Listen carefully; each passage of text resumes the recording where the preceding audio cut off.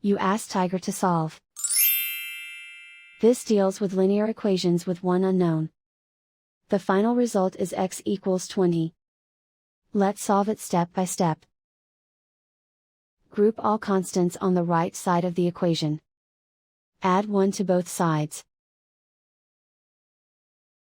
Simplify the arithmetic.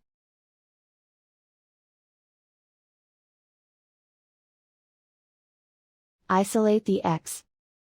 Divide both sides by 5. Simplify the fraction. Find the greatest common factor of the numerator and denominator. Factor out and cancel the greatest common factor. And so the final result is x equals 20.